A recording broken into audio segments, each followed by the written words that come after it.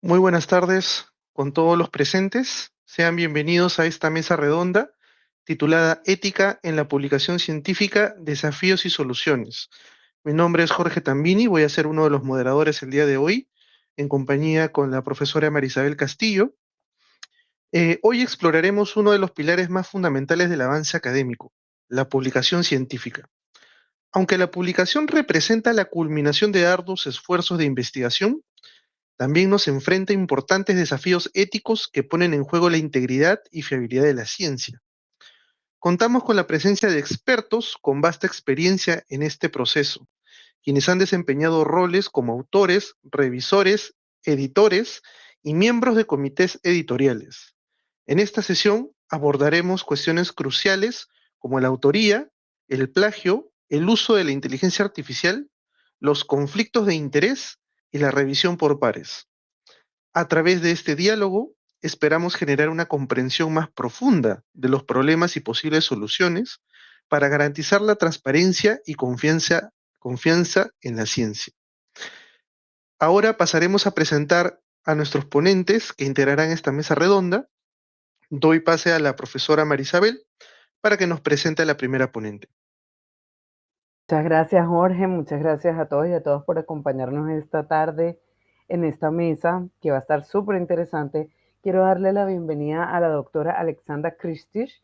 Ella es profesora investigadora asistente en la Escuela de Arquitectura, Arte y Diseño del Tecnológico de Monterrey, en el campus del Estado de México.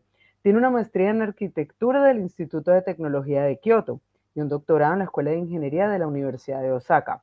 Su investigación se centra en problemas relacionados con el uso sostenible del suelo, informalidad, desigualdad socioespacial y planeación de servicios. Tiene un proyecto de investigación corriente titulado Walking to School in Latin America, financiado por Volvo Research and Educational Foundations.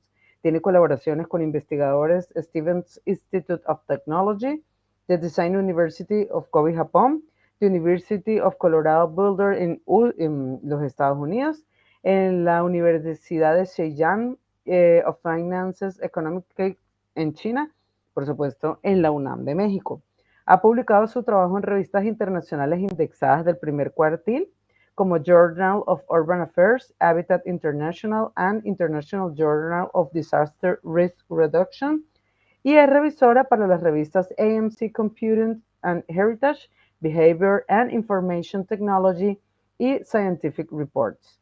Fue reconocida como profesora destacada del Tecnológico de Monterrey en los años 2022 y 2023, y en marzo del 2021 Alexandra Kristich fue nominada para la campaña Women in Leadership de Gender STI, que celebra a las mujeres líderes en ciencia, tecnología e innovación. Doctora Kristich es miembro además del Sistema Nacional de Investigadores de México, del Instituto de Arquitectura de Japón y de la Asociación Americana de Geógrafos. Muy bienvenida, Alexandra, a este tu espacio. Muchas gracias, María, por esta presentación y muchas gracias por la invitación. Me da mucho gusto estar con ustedes en este Congreso Internacional y además tocando un tema muy importante el día de hoy en esta mesa redonda. Jorge, por favor, preséntanos Sí, a nuestra siguiente invitada. perfecto. Asimismo, contamos con la presencia de la magíster María Antonella Cabral López. Ella es economista, egresada con medalla de oro de la Universidad Nacional de Asunción de Paraguay. Es magíster en Relaciones Internacionales por la Universidad Nacional de La Plata en Argentina, candidata a doctora en Relaciones Internacionales por la misma casa de estudios. Actualmente se desempeña como docente universitaria e investigadora.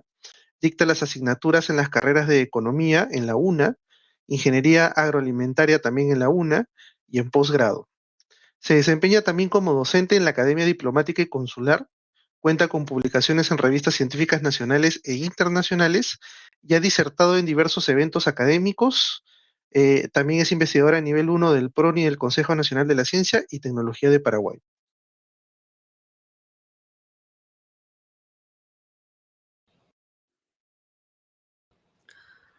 Buenas tardes, un gusto poder acompañarles, muy feliz de estar aquí y bueno, lista para compartir este espacio. Perfecto. Y por favor, Marisabel, presenta a nuestra última ponente. Nuestra última ponente, y no por eso menos importante, la doctora Betsy Perdomo. Es doctora en Ciencias Humanas por la Universidad de los Andes de Mérida, Venezuela, magíster en Educación por la Universidad Pedagógica Experimental Libertador, licenciada en Educación y abogada por la Universidad de los Andes, Venezuela. Es diplomada en Gestión de Recursos Humanos y en Gestión de la Investigación en CTI, en Educación Superior de la Universidad Privada Cayetano Heredia. Actualmente es directora de investigación y docente investigadora asociada en la Universidad de las Ciencias y Artes de América Latina, UCAL, en Lima, Perú. Ha sido docente de investigación por más de 15 años, impulsando la producción científica en estudiantes de pregrado y posgrado, y es investigadora C. Bienvenida, Betsy. Gracias a todos. Un honor para mí estar en esta mesa rodeada de tan destacadas investigadoras. Así que muchísimas gracias por compartir con nosotros este espacio. Perfecto. Para un mejor desarrollo de la mesa, abordaremos cada tema de forma separada. Para ellos tendremos 2 preguntas por cada tema y cada experta contará con 2 minutos para responder cada pregunta. Empezamos con la primera temática, sobre la autoría. El orden de las respuestas va a ser empezando por la doctora Alexandra, seguido por la doctora María Antonella y finalmente por la doctora Betsy. La primera pregunta sería, ¿cuáles son los principales desafíos éticos en la asignación de la autoría en publicaciones científicas y cómo podríamos establecer criterios más transparentes? Le doy el pase a la profesora Alexandra. Sí, gracias. Bueno, yo creo que los desafíos éticos en la asignación de la autoría son variados y complejos, pero por el límite de tiempo me voy a mencionar solo 2 que creo que son claves. Primero, creo que es que falta proporcionar capacitación sobre ética de la investigación y autoría, especialmente a aquellos en etapas tempranas, ¿no?, de su carrera. De mi experiencia, no son claros los criterios de autoría y esto puede llevar conflictos, especialmente en trabajos colaborativos. Hay pocos protocolos que establecen criterios específicos sobre la autoría y falta mucho educación, ¿no?, en ese tema. Hay algunas revistas donde sí se pide, ¿no?, detallar las contribuciones específicas de cada autor, pero en términos muy generales. Entonces, cuando no tienes la capacitación de saber, ¿no?, cómo delegar y cómo reportar estas autorías, entonces se convierte de verdad en un problema. Además, para conocer también el contexto, las presiones académicas son cada día más fuertes y los investigadores sienten mucha presión de publicar en su campo, ¿no? Porque de eso dependen sus indicadores, ¿no?, y cómo los evalúan en las universidades. Y por eso creo que eso contribuyó mucho que los investigadores se juntan y cambian favores, ¿no? Yo te pongo en mi paper, tú me pones en tu paper para que podamos reportar que publicamos más, ¿no?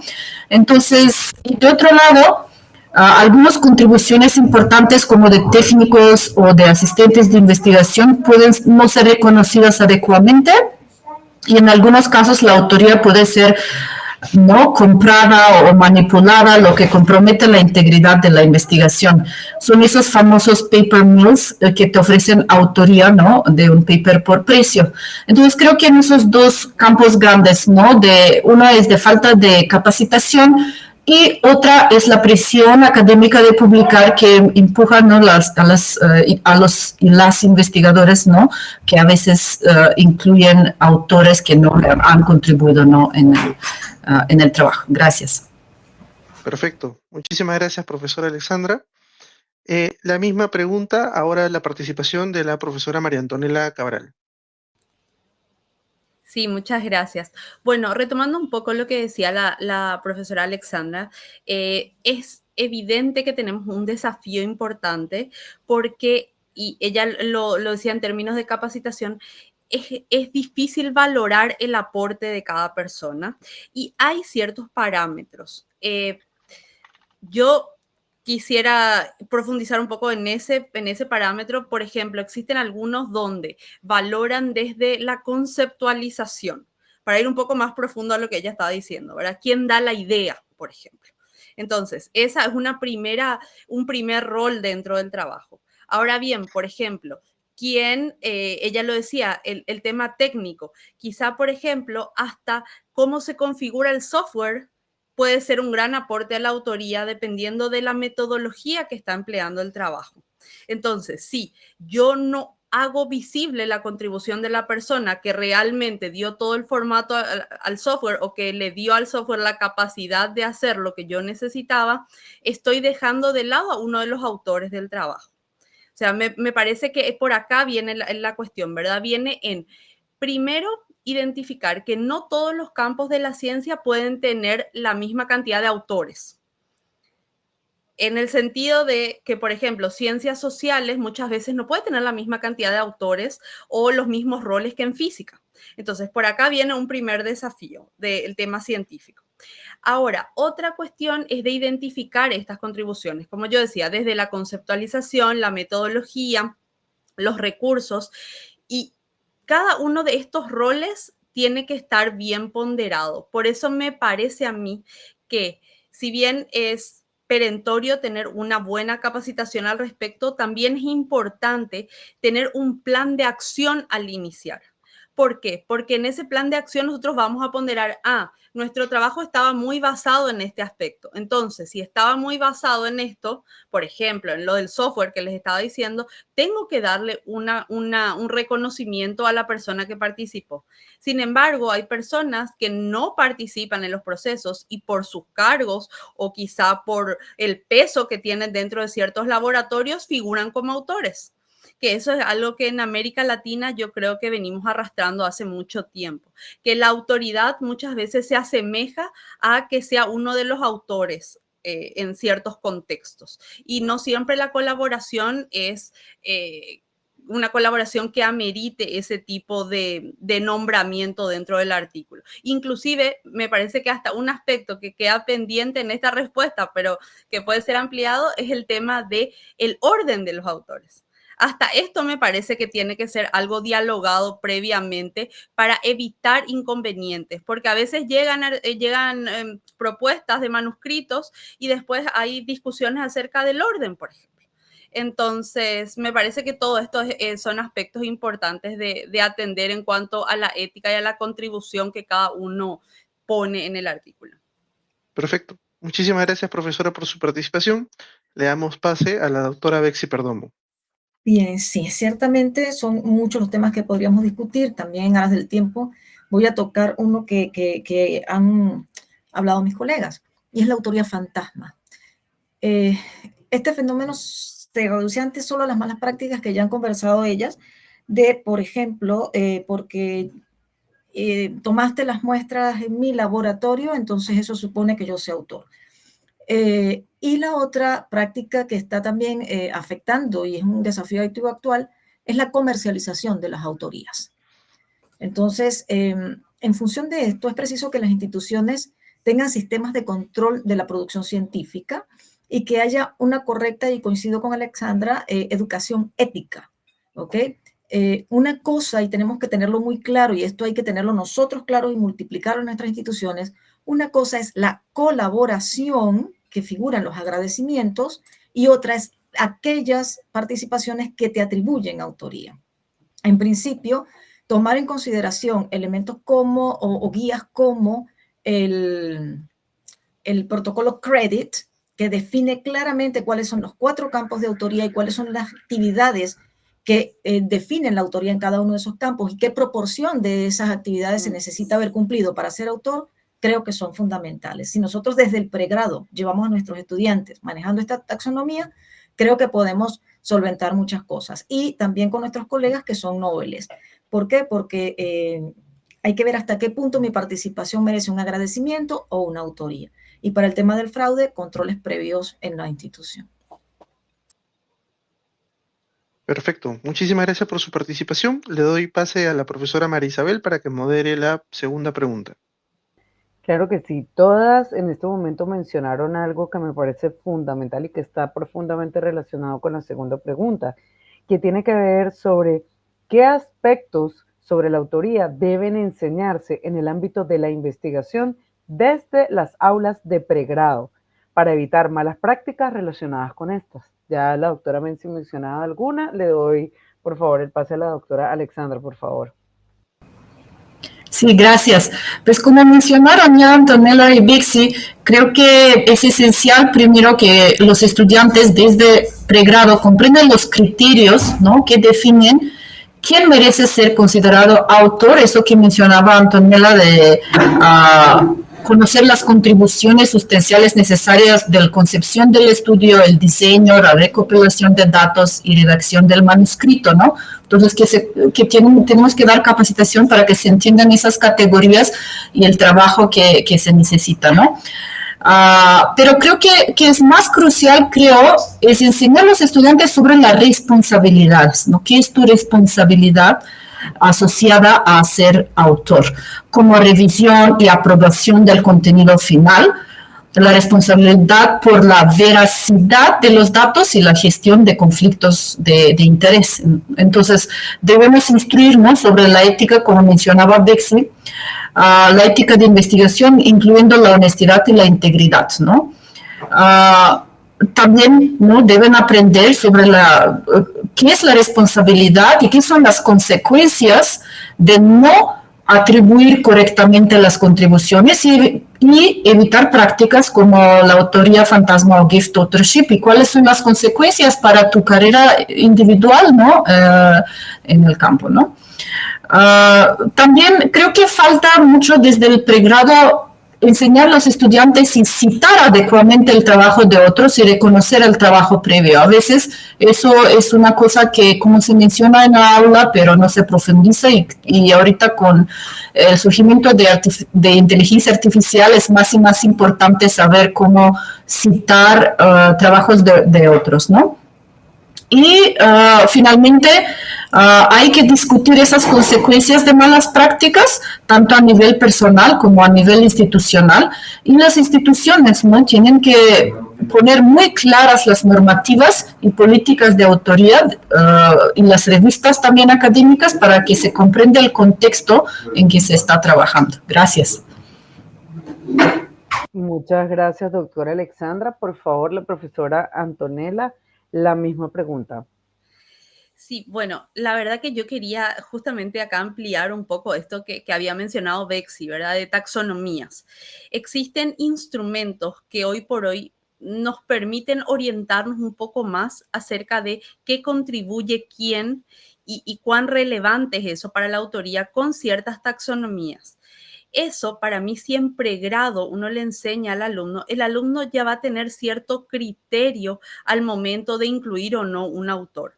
De hecho, que en aula nos pasa mucho que hay grupos donde uno se da perfectamente cuenta de qué estudiantes colaboran y qué estudiantes no colaboran. Esto no viene de la universidad, esto viene de cuando somos chiquitos, cuando estamos en la escuela, en el colegio.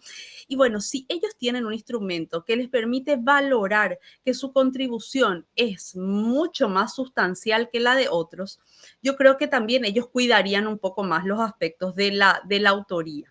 Y en ese sentido me gustaría destacar, subrayar a lo que dijo Alexandra recién, que tiene que ver con las consecuencias que esto acarrea. ¿Por qué? Porque no siempre los alumnos terminan de dimensionar qué consecuencias puede tener esto, y uno en su trayectoria ha visto gente perder títulos, por ejemplo, ha visto gente tener problemas legales importantes. Y si es que esto hubiese sido, yo creo que más aterrizado, y por eso me gusta mucho esta alternativa que nombra Alexandra de valorar realmente de dónde uno saca la información, yo creo que esto colaboraría a que los alumnos sean más responsables también.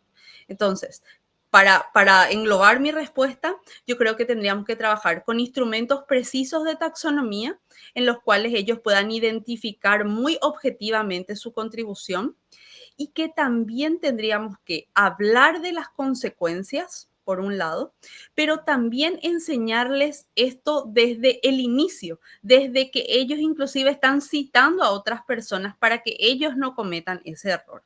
Así que en eso resumiría mi respuesta. Muchísimas gracias, Antonella. Y por favor, la doctora Betsy nos responde la misma pregunta.